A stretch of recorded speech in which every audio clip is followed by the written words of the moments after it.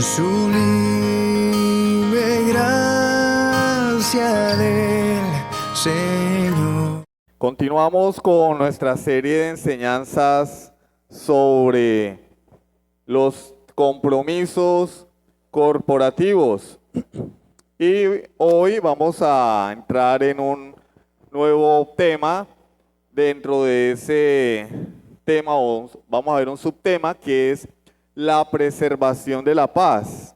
Ya hemos visto varios, los dos primeros, que es la asistencia regular a las reuniones de la iglesia, las reuniones que la iglesia convoca, sean ordinarias o extraordinarias.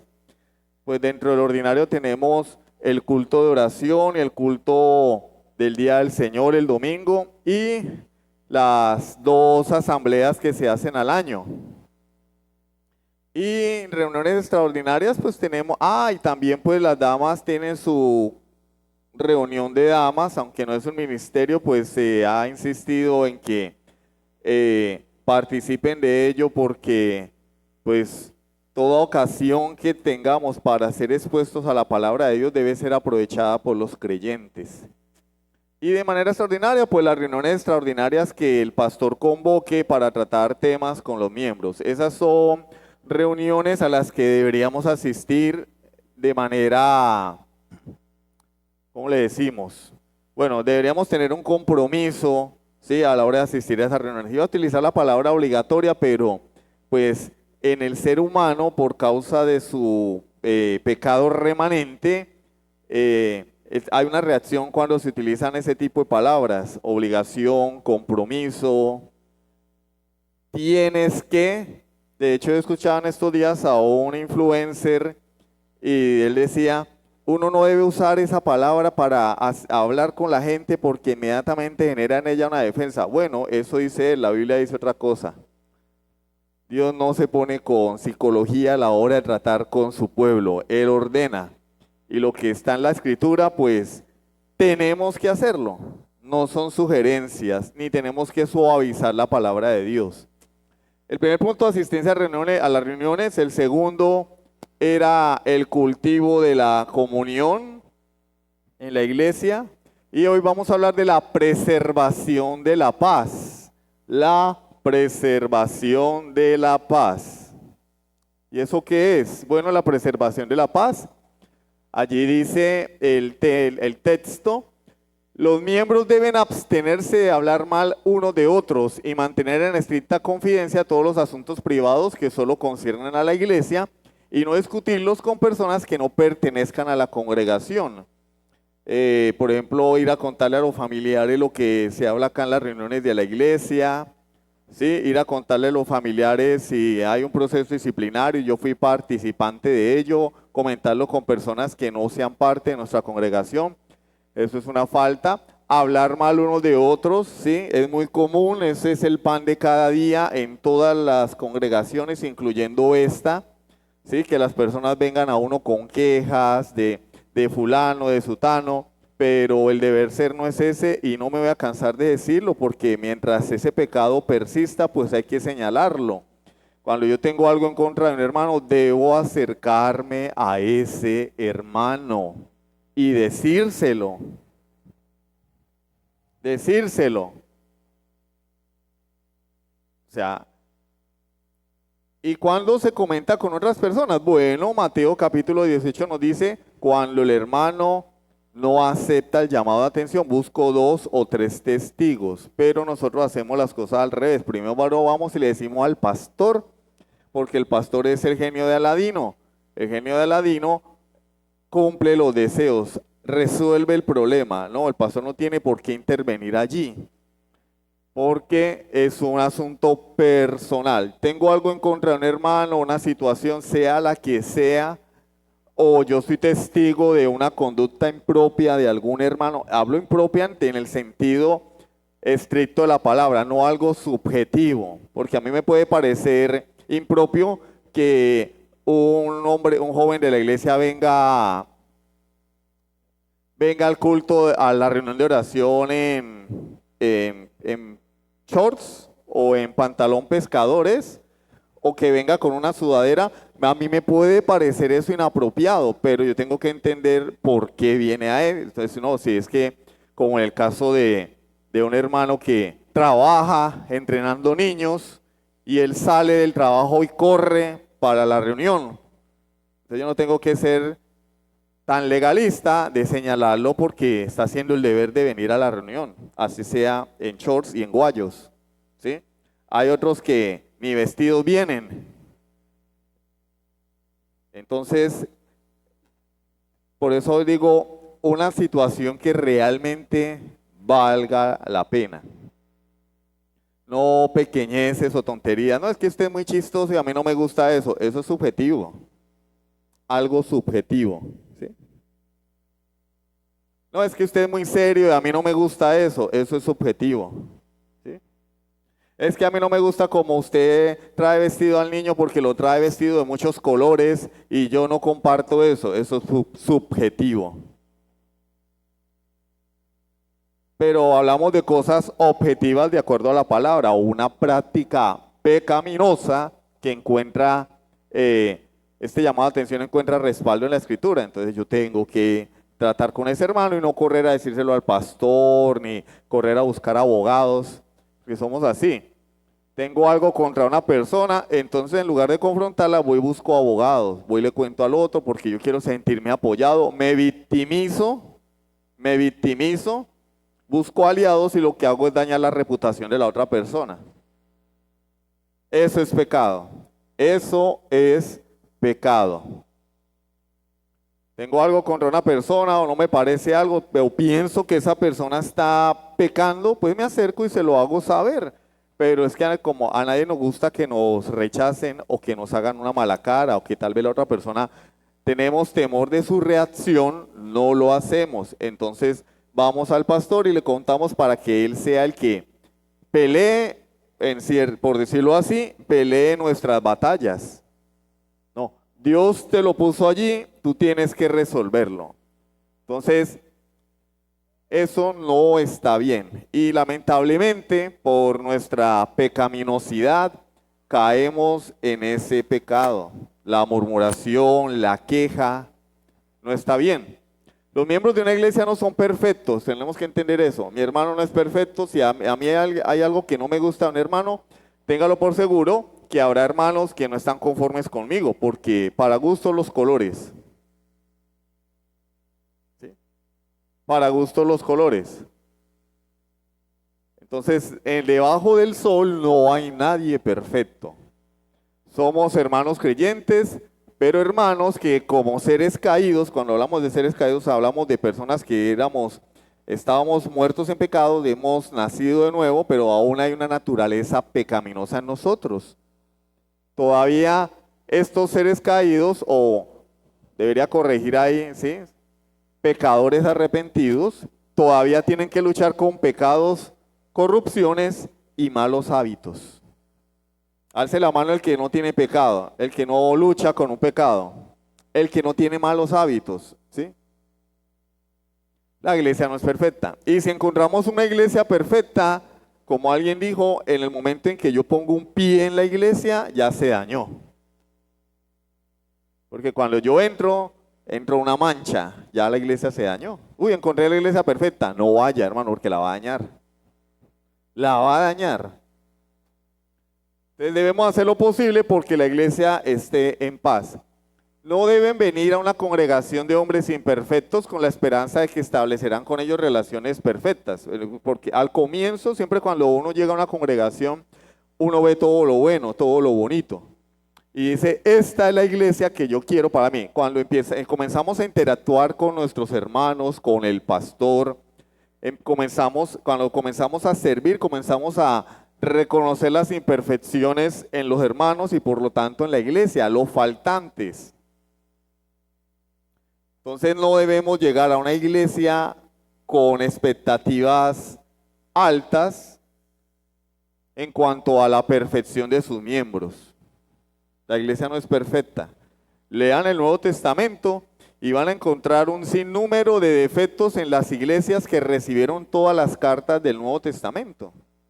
¿Y qué era lo que recibían las iglesias? exhortaciones y amonestaciones, reprensiones, direcciones, directrices, porque alguien puede decir, no, pues dirección es otra cosa. Bueno, directrices, parámetros, mandamientos. ¿Por qué? Porque la iglesia no es perfecta. Si la iglesia fuese perfecta, pues no se hubiera escrito el Nuevo Testamento. Porque, ¿qué le voy a decir yo a una iglesia perfecta? Pues nada, perfecta. Pero leemos un sinnúmero de instrucciones y todas esas iglesias son reflejo de lo que es la iglesia. Entonces, no vengamos con expectativas altas respecto a los hermanos. Nuestras expectativas deben estar en la palabra de Dios y en la doctrina. ¿Sí? Por eso sucede que hay personas que se retiran de una congregación porque no estaban de acuerdo con un hermano, porque tuvieron un problema con otro, porque no son razones para que una persona se retire de una iglesia. Razones bíblicas para que una persona salga de una iglesia es una mala doctrina. ¿Hay mala doctrina? Listo. No tengo nada que hacer ahí. ¿Se predica un falso evangelio? No tengo nada que hacer ahí. Pasa lo contrario, ¿no? La doctrina es mala, pero hay amor. Uy, en esa iglesia hay amor. El pastor es un amor. Y la doctrina, no, pero es que nadie es perfecto. Ahí sí aplican el principio. No, pero es que nadie es perfecto. No, nadie es perfecto, pero la doctrina tiene que ser bíblica. La doctrina tiene que ser casi perfecta. Entonces hacemos todo al revés, ¿no? Yo me retiré de esa iglesia porque tuve un problema con un hermano y el líder que yo tenía era un cansón y tal y no sé qué. Ah, no te retiraste por la doctrina. No, entonces estás en un error. Porque si tú estando allá, bien, oyendo la falsa enseñanza, no fuiste capaz de reconocer que te estaban enseñando mal, saliste por un problema personal. ¿Por qué no lo solucionaste? ¿Por qué no actuaste bíblicamente? Es que eso nunca me lo enseñaron. Ah, bueno, eso es otra cosa, porque eso nos enseña. Eso nos enseña. Nosotros venimos de una congregación, estuvimos en una congregación donde todo el mundo hablaba mal de todo el mundo. Menos del pastor. El pastor allá es un santo. Eso la gente le besa a los pies. Por donde ese hombre pasa, bueno, ya no es pastor de esa iglesia. Por donde ese hombre pasa, la gente, mejor dicho, nadie lo odia porque el hombre es un amor. Yo no diría que es un amor, yo diría más bien que es como un camaleón, se acomoda a... Porque cuando uno es fiel a la palabra, hermano, uno tiene enemigos. Cuando uno es fiel a la Biblia, uno tiene enemigos. Conversaba yo con mi esposa hoy y hablábamos de las razones por las cuales Jesús fue crucificado. Jesús fue crucificado porque en el contexto en el que él llegó, en el contexto histórico y cultural de su pueblo, ¿sí? Los judíos,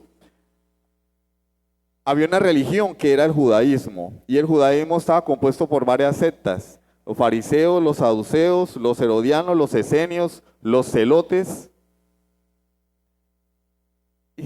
Y entre ellos eran enemigos.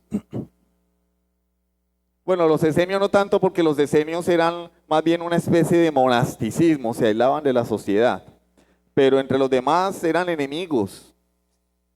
Y Jesús vino al mundo y no se conformó a ninguno. Jesús nunca llenó las expectativas de los fariseos, no llenó expectativas de los saduceos, no llenó las expectativas de los herodianos, no llenó las expectativas de los celotes, no llenó las expectativas de los esenios. No se identificó con ningún grupo, vino y predicó la verdad. No le gustó a los fariseos la verdad, no le gustó a los saduceos, no le gustó a los herodianos, no le gustó a los celotes, no le gustó a los esenios. ¿Qué pasó? Lo crucificaron. Se unieron en personas que no se podían ni ver, como los fariseos, los saduceos y los herodianos, que no se podían ni ver. Se juntaron, hicieron una tregua, se volvieron amigos por un único propósito: matar a aquel que no se identificaba con ellos. Hay que matarlo. ¿Por qué? Porque Jesús no vino a darle gusto a nadie, ni vino a caerle bien a nadie. Él vino a predicar la verdad sin importar las consecuencias. Él vino a enseñar la verdad a costa de su propia vida. Él no vino a caerle, no, pues yo tengo que caerle bien a todo el mundo, yo soy el... ¿Qué persona más adecuada para mostrarnos el amor que Jesús? Nadie. Él es amor porque Él es Dios. No, yo soy puro amor, Dios les bendiga, mis queridos hermanitos. No pasa nada, tranquilo, todo va bien. No importa. Cierta ocasión le preguntaron a un pastor, venga, pero ¿usted por qué pone a tocar el instrumento, el bajo a esa persona si esa persona ya todo el mundo sabe que está consumiendo alcohol? No en Navidad, estaba bebiendo. Y el hombre dijo, pero es que hay que mostrarle el amor. Amor sin reprensión no es amor. La Biblia dice que es mejor reprensión manifiesta que amor en lo oculto. Entonces yo veo un tipo que está tocando ahí, que tiene sus traguitos encima, y yo le digo, bravo, querido hermano, tus talentos le están sirviendo a Dios. No, hermano. Entonces cuando alguien se levanta y señala esas cosas, no, es el malo, porque vivimos en un mundo de doble moral, de falsa moralidad, de buenismo. El que se levanta y señala el pecado es el malo, es un resentido. Está lleno de amargura. ¿Por qué? Porque señala lo que está mal.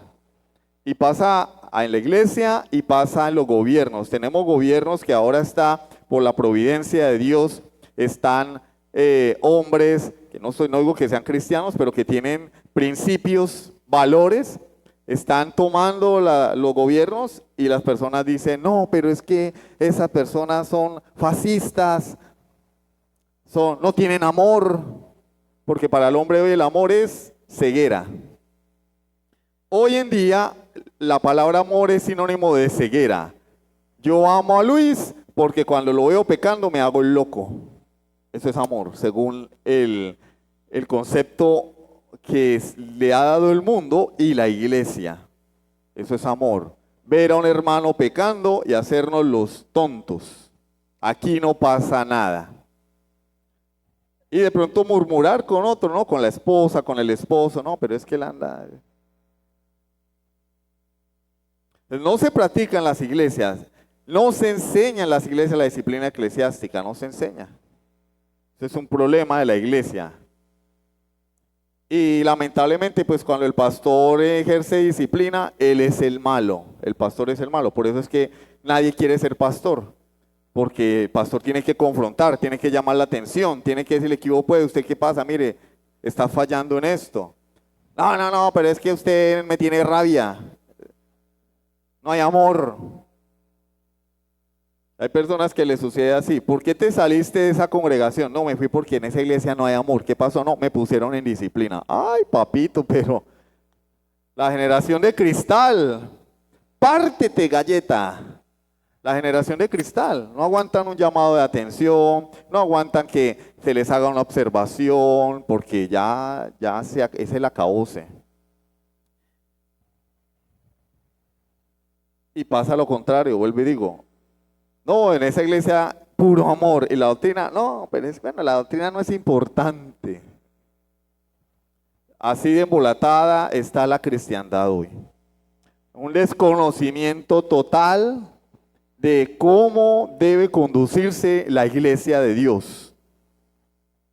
Y nosotros los bautistas reformados que pretendemos hasta donde nos permite nuestro intelecto enseñar la eclesiología bíblica, somos los malos, no hay amor, o se creen mejores que los demás. Ese es el argumento de toda persona que está emproblemada o que está caminando mal. Entonces, un ejemplo, llego yo y le llamo la atención a Luis, y Luis lo que va a decir, lo que es un ejemplo, ¿no? Y es que usted es muy santo, eso es lo primero. Ah, pero fulano está haciendo lo mismo. Claro, si esa fuera la excusa de los ladrones, imagínense que los ladrones atracan un almacén, el policía los agarra y el ladrón dice, no, ¿usted por qué me va a agarrar a mí? ¿No es que por allá hay otros que están haciendo lo mismo? No, mijo, el problema es suyo. El problema es tuyo que estás violando la ley. Los demás verán qué hacen cuando los agarren. Luis, estás haciendo esto. Ah, pero fulano está igual. Ah, en el día de juicio vas a decirle lo mismo a Dios. ¿Tú por qué pecas así? No, porque el otro también. ¿Para dónde va Vicente? ¿Para dónde va la gente? No, hermanos. Entonces, tristemente esta es una doctrina olvidada en la iglesia. Olvidada o que nunca se ha enseñado lamentablemente en algunas congregaciones. Entonces, no tenemos que tener una idea romántica de lo que es la vida cristiana. No es Alicia en el País de las Maravillas, no es y vivieron felices para siempre. No. En la vida cristiana hay conflictos porque la iglesia está conformada por seres imperfectos. Todos los que estamos debajo de esta platabanda por la cual se filtra el agua, cuando llueve, somos seres imperfectos. Pero como dice mi esposa, el ojo no ve para adentro. Yo veo el pecado de mi hermano, pero el mío no. Y ay de aquel que se atreva a señalar mi pecado, que le caigan las 10 plagas de Egipto, ¿cierto? ¿A quién le gusta que le digan su pecado? ¿A quién le gusta que le digan su pecado? A nadie, pero es necesario porque es un mandamiento de Dios. Y eso nos ayuda ¿a qué? A santificarnos, porque estamos en una iglesia local por la necesidad de santificarnos los unos a los otros a través de la comunión, la interacción, la vida comunitaria y los problemas. ¿Cómo practico yo el amor? Pues con un hermano que me toca aguantármelo. Ejercito el amor, la paciencia. ¿Cómo practico yo la humildad? Bueno, pidiendo perdón. Ofendí a alguien y tengo que pedirle perdón porque es un mandamiento de Dios y el Espíritu Santo me señala mi pecado y tengo que venir a esa persona y decirle, perdóname hermano, he pecado contra ti. Pero alejado de la iglesia, yo no tengo que pedirle perdón a nadie, no tengo que ejercitar el amor, no tengo que ejercitar la paciencia y por eso muchas personas no se hacen miembros de iglesias bíblicas. Se conforman con ser visitantes ocasionales. Porque siendo yo un visitante ocasional, nadie me friega la vida. Y yo no le friego la vida a nadie, como alguien me dijo alguna vez. Yo no me meto en la vida de nadie para que nadie se meta en la mía. Ah, qué bien, pero no puedes estar en una iglesia bíblica. Porque estar en una iglesia significa interactuar con hermanos, son miembros del cuerpo, pero que son diferentes. Recuerden, unidad en la diversidad. Diferentes miembros, un solo cuerpo. Va a haber problemas. Van a ocurrir problemas. Y ahí es cuando Dios nos va a probar. Y ahí es cuando nosotros tenemos que ejercitar las virtudes que Dios nos ha dado. Tenemos que ejercitar el fruto del Espíritu Santo. Eclesiastés 7:20, por favor, vamos a buscar Eclesiastés capítulo 7, versículo 20.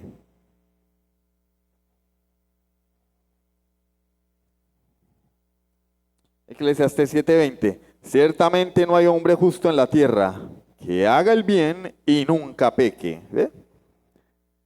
Ciertamente no hay hombre que justo en la tierra, o sea, hombre perfecto, que haga el bien y nunca peque. No, solo Jesús, el único. Ni María, ni los santos, ni mi abuelita, ni mi mamá. En nosotros el parentesco nos nubla el entendimiento. O mi hijo, no, es que mi hijo es perfecto, mi hijo es más bueno que Jesús, mejor dicho. O sea, no, tu hijo es un pecador.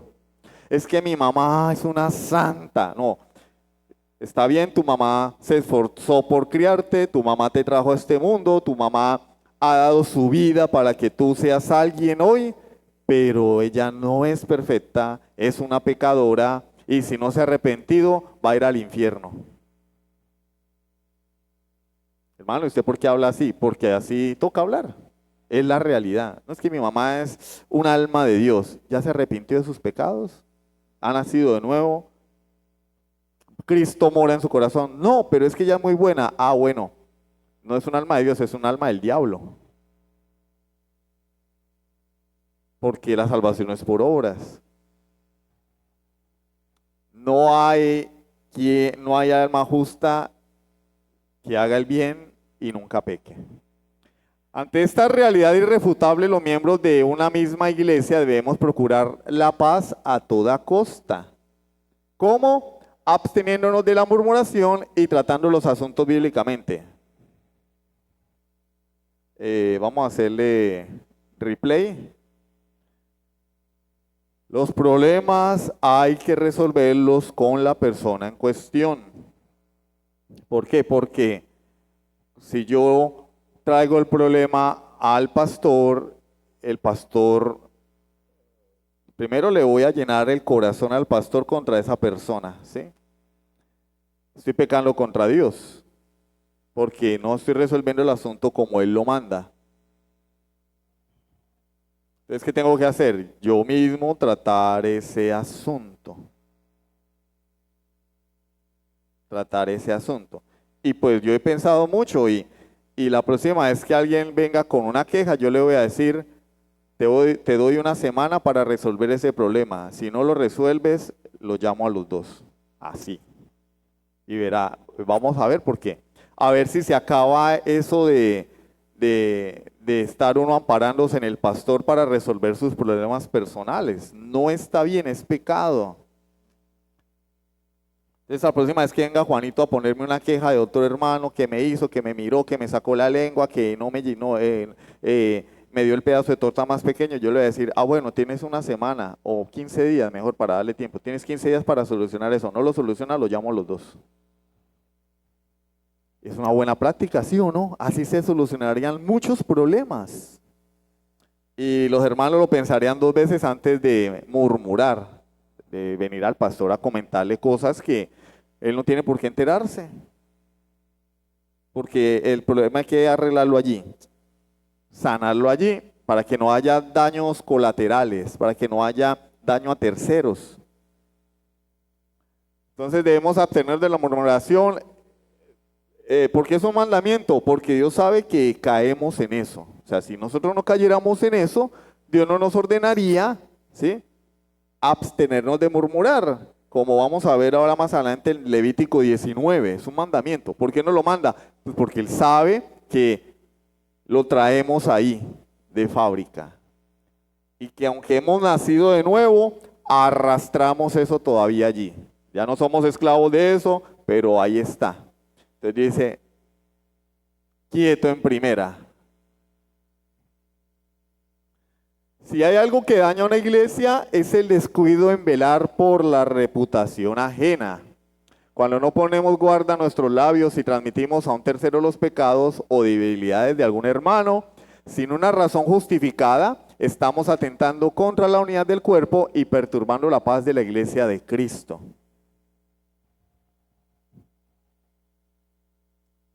Entonces, sucede, yo diría que continuamente, no, pero es que, ¿cómo le parece que estábamos jugando fútbol y aquel me pegó una patada y no sé qué, qué tal? Bueno, vaya, arréglelo.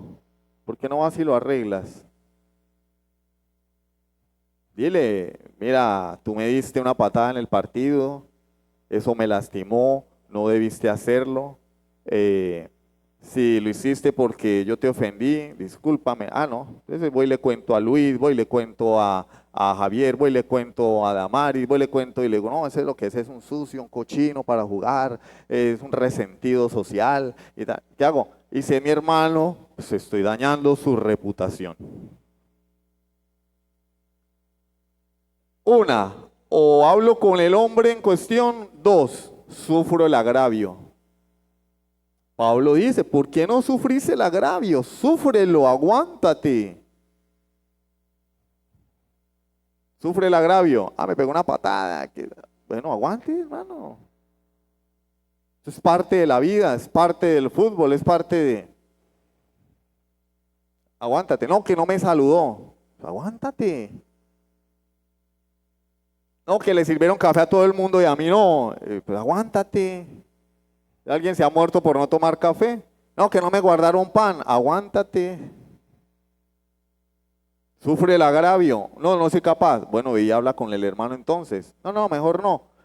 Mejor yo voy a decirle a toda la iglesia la clase de persona que es ese hermano. Entonces estás pecando contra Dios y estás perturbando la paz de la iglesia. El chisme no es una diversión, es una maldad que la Escritura prohíbe y condena severamente. No sabíamos eso, ¿cierto? Pero nosotros pensamos en pecado, adulterio, adulterio, no, le puso los cachos a la mujer, le puso los cachos al marido, se robó una plata, no, eso es pecado. El chisme también es pecado. ¿Qué es el chisme? El chisme es comentar, ¿sí? Hablar con otra persona de un tercero, ¿sí? Sin haber hablado con él primero, sin que sea el conocimiento de él, sea la verdad o añadiéndole. Ah, no, pero es que yo no estoy diciendo ninguna mentira, yo estoy hablando pura verdad. ¿Ya lo hablaste con él? No, eres un chismoso. Y hay algo que uno se puede estar durmiendo, cansado, muerto del sueño, pero si hay algo que nos despierta es un baño de agua fría y las siguientes palabras. Le tengo una. A que no sabe. Le voy a contar la última. Y uno, cuente. El chisme es una maldad que la Biblia prohíbe. Tan malvado es que Dios lo ve como un atentado contra la vida de la persona sobre la cual chismeamos. Por eso el Decálogo dice, no levantarás falso testimonio contra tu hermano. Y si es verdad, ¿qué debo hacer? Hablar con el hermano, hablarlo. Si yo veo que hay un hermano, mire por ejemplo, voy a tocar a mí no me gusta, ¿no? Pero les voy a contar un testirrollo. Mi esposa trabajaba en una empresa y a veces yo no podía ir a recogerla a mediodía para llevarla a almorzar y mi suegro iba y la recogía en la camioneta. Una señora que tenía un negocio al lado se daba cuenta cuando mi suegro la iba a recoger. Y esa señora comenzó a pensar y a decir que ese señor mayor, porque es el papá, era el amante de ella. ¿De dónde sacó eso? De su imaginación retorcida. No, pues viene un señor mayor, viene, la busca, se hablan cariñosamente, se saludan de beso, ese es el amante, le está poniendo los cachos al marido. Y cuando supo que era el papá, se puso blanca, fría, porque había pecado. Claro, una incrédula ahí que es más mala que el diablo. Pero la conciencia la acusó. Ay, ¿cómo así? Ese es su papá. Ay, yo no sabía. Pero ya había cometido el error, ya había hecho el mal. Entonces, nosotros antes de hacer tenemos que pensar, antes de calificar, de juzgar, tenemos que tener evidencia, no algo subjetivo. Es que a mí me parece, no, tiene que ser algo objetivo. Vamos a Levítico capítulo 19, por favor, ¿ya lo buscaron? Levítico 19. Levítico capítulo 19, versículos 16 y 17, para que nos demos cuenta que Dios aborrece el chisme. No andará chismeando entre tu pueblo. ¿Ya lo habían leído? ¿Ya lo habían leído? ¿Sabían que Dios prohibía eso explícitamente y textualmente? No, pecado es el adulterio. Venga, pero usted es un chismoso. No, eso no es nada. Peor es aquel, ese sí, que ladrón, adúltero, fornicario, ese otro que es gay, eso sí, no, chisme. No andarás chismeando entre tu pueblo, no atentarás contra la vida de tu prójimo, yo Jehová. No son dos mandamientos diferentes, es el mismo mandamiento. Dios ve el chisme como un atentado contra la vida del prójimo. No aborrecerás a tu hermano en tu corazón, razonarás con tu prójimo para que no participes de su pecado. Y nosotros pensamos que la disciplina eclesiástica se la inventó Jesús. Fue que a Jesús en Mateo 18 se le ocurrió inventarse la disciplina eclesiástica. ¿Cómo la ven? No, eso fue Jesús que estaba como desparchado y le dio por inventarse eso de que si tu hermano peca contra ti, ve y llámalo y repréndelo. No, hermano, hasta aquí en la ley de Dios. No andarás chismeando en tu pueblo, entre tu pueblo, no atentarás contra la vida de tu prójimo, no aborrecerás a tu hermano en tu corazón, razonarás. Dice, para que no participes de su pecado. Exactamente lo mismo que Jesús nos dice en Mateo 18, exactamente. No aborrecerás a tu hermano en tu corazón. ¿Por qué? Porque si me ofendió, yo me lleno de resentimiento, de desprecio hacia él. Pero el Señor dice, razonarás con él, hablarás con él. ¿Por qué? Porque si no lo haces, vas a participar del pecado de él. Entonces esos hermanos que saben que hay otro que anda en pecado y no lo llaman, no razonan con él, son cómplices. ¿Cómo la ven? Son cómplices, cómplices, cómplices. No, pero es que yo veo, no estoy de acuerdo como Juanito trata a María y en la iglesia es una cosa y allá es otra cosa. Yo no estoy de acuerdo con eso. Y lleva un año en desacuerdo con eso, pero ya se lo contó a toda la iglesia y se lo contó al pastor. Cómplice, estás participando de su pecado, estás en pecado. Así de serio toma Dios el chisme. Así de en serio toma Dios el hecho de que la iglesia tiene que procurar la paz. ¿Sabes que hay algún hermano que está en un pecado? Vuelvo y repito, verdadero pecado. Es que a mí no me gusta que Armando se vino hoy de camisa roja. Hermano, coja oficio. Estamos hablando de cosas objetivas, reales, que la Biblia califica como pecado. Es que a mí no me gusta que el pastor el día de la cena del Señor predicó en tenis. Y lo llamaron, no, pastor, mire, lo que pasa es que usted se vino en tenis. Ah, hermano, coja oficio. Pecado. Estamos hablando de pecado. No, es que Juanito el día que fuimos a jugar fútbol llevaba una pantaloneta cortica y entonces eso promueve el pecado. Ay, hermano, pues cómprele una pantaloneta, hombre. Pronto el hombre no tiene sino esa pantaloneta cortica desde que tenía 10 años y le toca ponérsela porque no hay más. Pues no critique, regálele una. Yo estoy en una iglesia donde el pastor decía que jugar fútbol era pecado.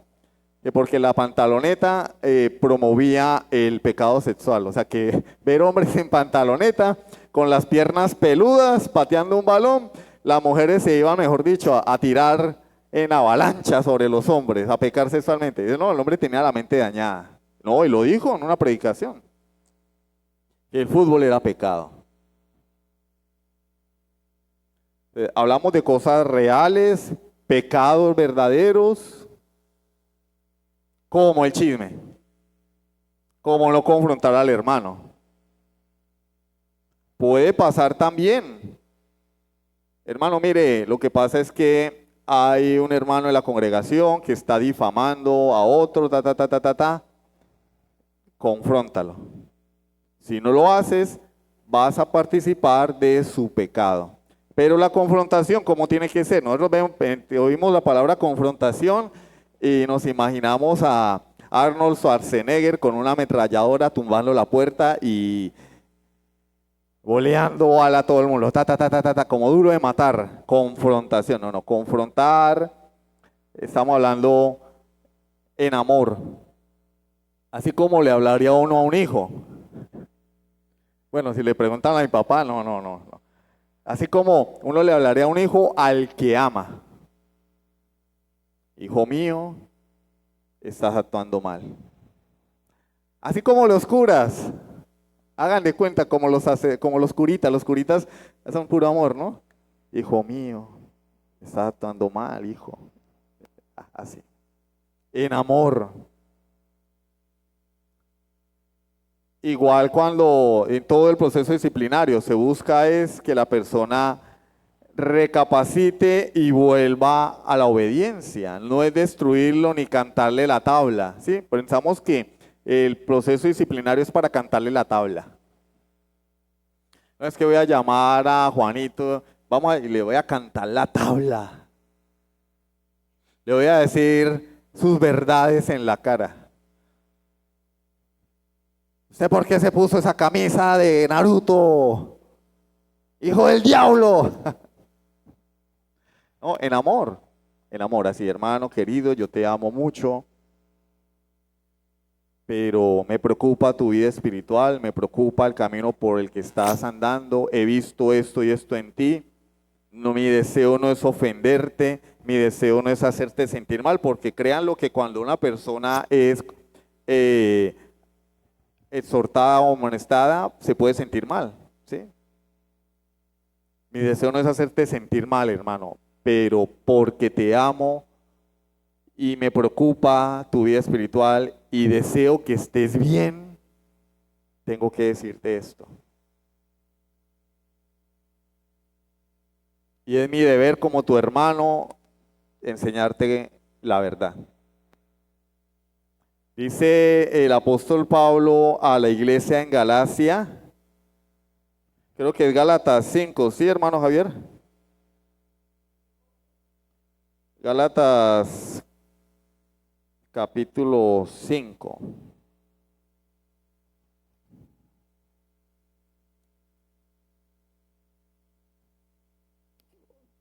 O 6. El 6:1. Gálatas 6:1. Hermanos, si alguno fuere sorprendido en alguna falta, ¿sí? Vosotros que sois espirituales, restauradle con toda, denle con toda, macháquenlo, aplástenlo, mejor dicho, denle una leñera, denle garrote. ¿Dice eso?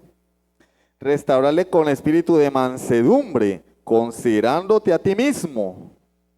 No sea que tú también seas tentado. No sea que el día de mañana el que vaya a estar en la silla de los acusados seas tú.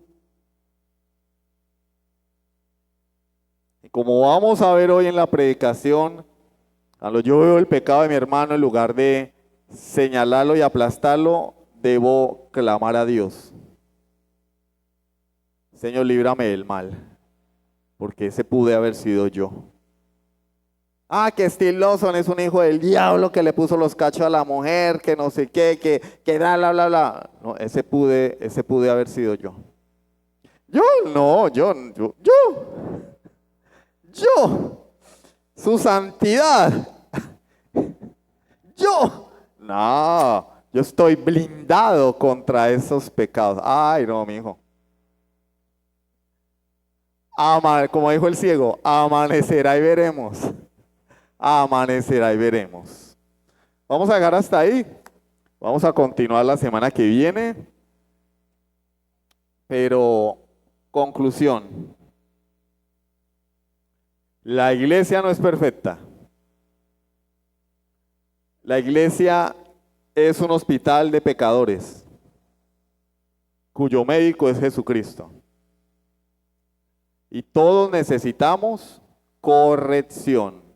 Todos necesitamos mutuamente velar por la paz de la iglesia. Tenemos que considerarnos los unos a los otros a la hora de llamar la atención, porque, como dice el dicho, hoy por ti, mañana por mí. Hoy tú eres quien recibe exhortación, amonestación. Mañana puedo ser yo. Entonces, por eso Pablo dice, considerándote a ti mismo. Es decir, ponte en los zapatos de tu hermano. Si es hermano, ¿no? Si no es hermano, si no es hermano, como dijo alguien, a cada quien su religión.